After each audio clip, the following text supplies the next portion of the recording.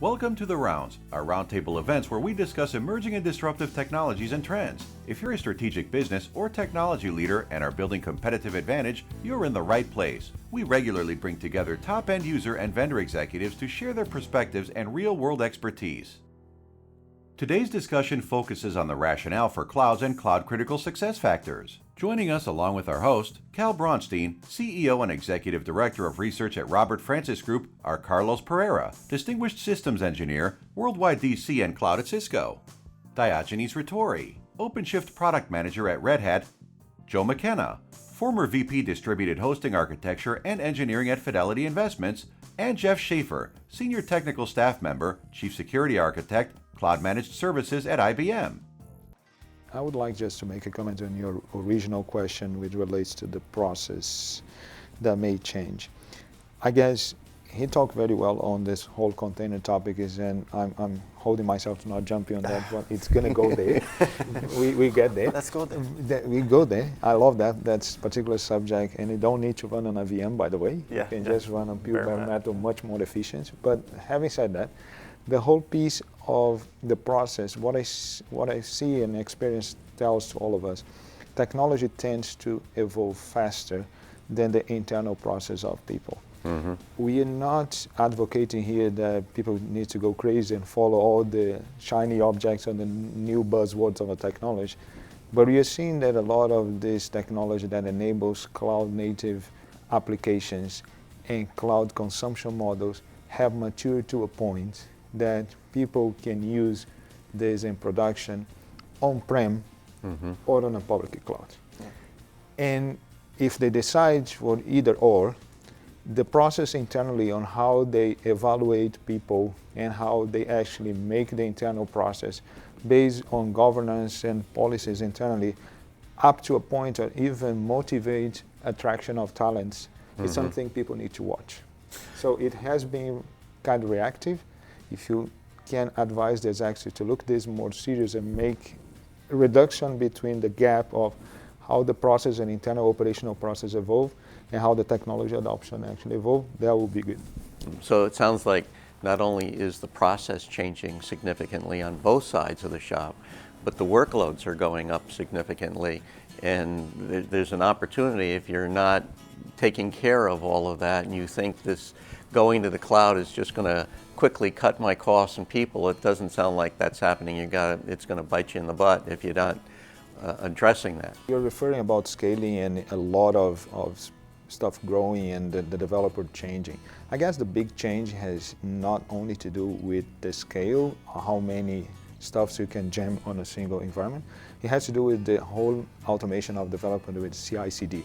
Continuous integration and continuous deployment.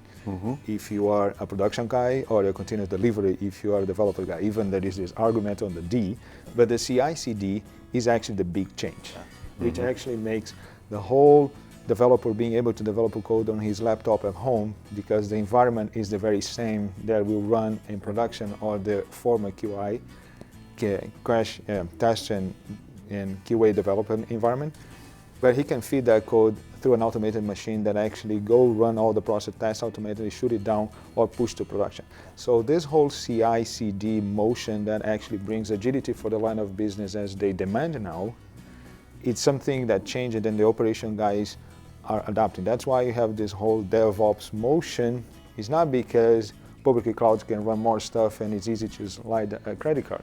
It's because the CI/CD makes you able to build applications much faster, and then you build more. It makes the developer lives much easier, then you build more easy application. And then it is a parallel to this with the SecOps. It has to do what we were discussing before, how you actually make this whole policy environment on such a way that it either protect your business or your end user data or stuff like that. And I have to include another type of continuous there, which is the continuous security, right? We've talked about continuous integration. Just taking a note on that, continuous delivery, so I don't have to talk about it. Continuous security. So you have decided to include every single piece of dependency of your application now in this new thing called container, right? And I have to say that most of your new deployments, they will likely come from changes to security compliance on those dependencies than to code itself. So how do you prepare yourself to keep continuous compliance, continuous security, and without automation. So I think there's a key point to be considered about automation in this whole process here. And I think when you really look at it, you said that it's really simply swipe the card, the agility of being able to do that and get your resources and start it. That was the first pass of it. Now to try to let that live through the life cycle, we've really understood that it's not just the developer doing it, it's the enterprise, and how do we get that agility, swiping the card and getting my security, swiping the card and being able to do it. With that automation, with that capability, I can put all that stuff out probably more secure than what we do in some of the instances of what we do today, with a whole lot more guarantee because it's automated. And then once you do that, we're still going back, the real value of what we're doing here is not to get these fancy things to be able to do this faster, it's to let that developer develop more code and add more business value, generate more revenue. That really is the bottom line. So one of the things I see the most successful people, the companies, they invest in their people on these new technology trends. So be them part of the solution, not part of the problem. Not try to exclude the old guys and this is the shiny millennials that are going to take the world over. So make this an inclusive environment. That's a transition of the business. That's evolution of the whole process. And by doing that, the first guiding principle is it needs to be adopted from the top. It's not something that I need agility. You IT people figure that out. So it's a cultural change, or actually it's a business change that will drive an evolution of the companies. So that's the first thing, the adoption from the top as a guiding principle to the business as opposed to a tactical reaction to agility requirement. So when you say from the top, you mean from the CEO on CEO down? levels, CXO levels.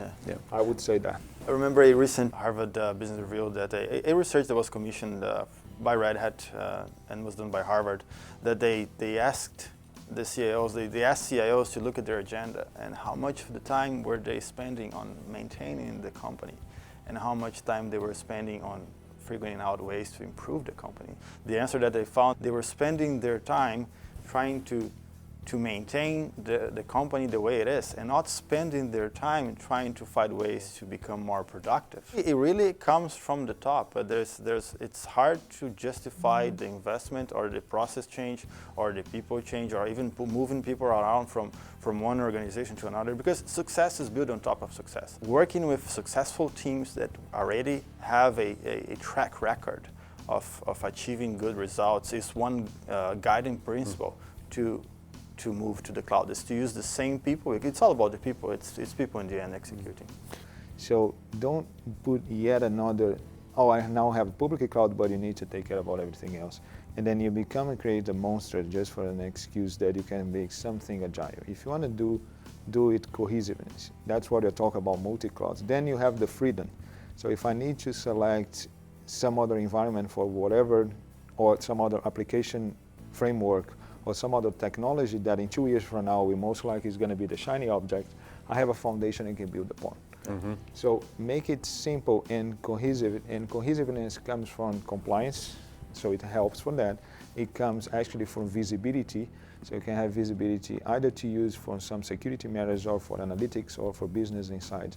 So that's a guiding principle. That should be a mandate since the beginning, as opposed to an afterthought.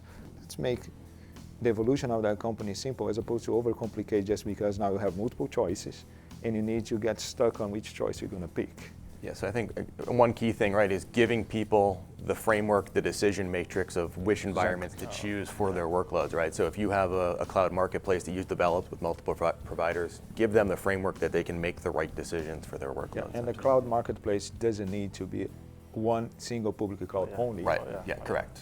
You know, I think one thing that we see that causes issues and hurdles is organizations, especially large ones that have complex applications, don't really understand all of the integrations that a certain application has. So doing some discovery, inventory, and actually understanding how your applications work. You may have a little side connection to something you never realized, and when you pull it into cloud, there's a performance issue that's related to those interfaces. So being able to discover, inventory, detect how your apps are actually working and where all the fingers from them go. Thanks for watching, and please join us for our continued discussion on cloud computing on our next release. If you are interested in seeing more cloud-related content, have comments or questions for our guests, want input from us about the topics we discussed today, would like to participate as a guest on the rounds, or have anything else you want to share, you can do so using our social media as described in the accompanying graphic. And please, comment, rate, and subscribe. We'll see you next time on The Rounds.